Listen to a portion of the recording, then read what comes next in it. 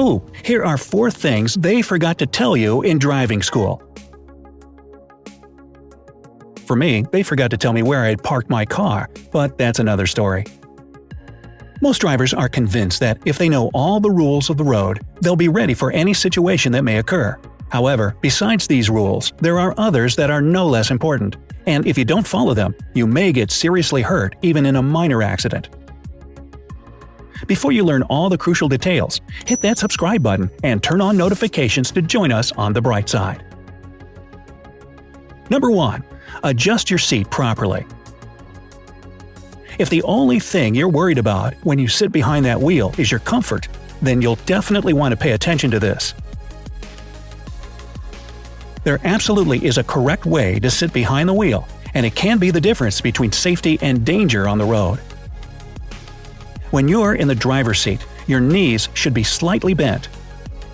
If you feel that you need to stretch your leg to reach that gas pedal, move your seat forward. However, if you see that your knees are bent too much and it's uncomfortable to place your foot on the pedal, move the seat backward. There should be a gap between the seat and the back of your knees that's about 2 fingers wide. Besides, when your legs are in the proper position during driving, you'll avoid knee pain. Your seat should be positioned in such a way that your hips are at the same level as your knees. If you can't clearly see out of all the windows or through the windshield, raise your seat. If your car doesn't allow you to change the height of your seat, then put a cushion on it. This will help level your hips with your knees. If you follow these recommendations, you'll find yourself in the right position that doesn't put too much pressure on your back. On top of that, it's the least exhausting one during a long road trip. Now, let's get into the nitty-gritty. For example, most people tend to act on instinct when they get into an accident. Almost everybody will prop their hands against the steering wheel and their feet against the floor and pedals right before the crash. And if your arms and legs are straight like this, you can get a serious injury even in a minor accident. You should also be mindful of how close or far away your body is to the steering wheel and pedals. The backrest should be reclined at about a 100-degree angle. This is the most comfortable position for your body. If you have to lift your shoulders up off the backrest to turn the wheel, you've reclined your seat too much. At the same time, if you have to hunch as you're driving, move the backrest back a bit. Your seat is properly adjusted if you can easily reach the steering wheel and your elbows are slightly bent. Make sure that your seat has lumbar support. This is a raised part at the bottom of the backrest. This support should be at the same level as your waist. If there's no lumbar support in your car, use a rolled-up towel or a removable foam support that can be bought separately. Pay attention to the headrest as well. Your head should be positioned right in the center of it. If the middle of the headrest is lower or higher than your head, pull it up or push it down as needed. Ideally, the top of the headrest should be aligned with the top of your head. And finally, make sure your steering wheel is in the right position.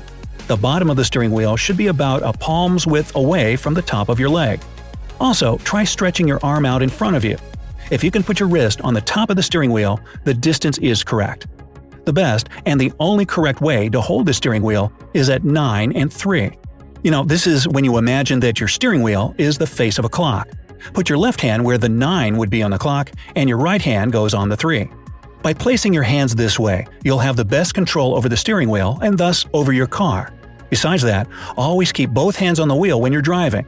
Not only is it safer, but it also prevents you from twisting your spine. You see, when you drive using only one hand, it can result in serious back pain, especially if you drive frequently. Finally, this hand position keeps your hands and arms out of the way if you're in an accident and the airbag in the steering wheel is deployed. 2. Check the brake pipes. If your car's brake system has defects, these signs can give the problem away. You hear screeching noises each time you brake. The brake pedal pulses up and down. This is only normal if your car's anti-lock braking system, or ABS, is in operation. This system prevents the car from skidding out of control. Your car drifts sideways when you press the brake pedal. You notice some traces of brake fluid leaks on the inner side of the wheel. But you don't need to wait until you spot one of these alarming signs. You should constantly keep an eye on the state of your brake pipes and brake pads. Even the tiniest crack on a brake hose can result in an accident because you won't be able to stop the car. To figure out if your vehicle's brake pipes are in good condition, touch them. If they're hard and crack when you try to bend them, they certainly need replacing. Brake hoses should be dry, quite flexible, and without any stains or damp patches. After you replace the old brake pipes, it's crucial for your safety to bleed your brakes before driving your car. 3. Do not lift your whole foot off the floor when you switch from one pedal to another. This rule is important since it'll prevent the pedal from slipping out under your foot. On top of that, when you lift your foot off the floor completely and move it to the right or left, it makes you a bit slower and less efficient. It might not seem like much, but even milliseconds play a huge role in an emergency. Of course, a lot of it depends on the size of your foot. The smaller it is, the trickier it'll be to follow this rule. In this case, you can use a method that works for everybody. Switch between pedals by moving your foot from heel to heel.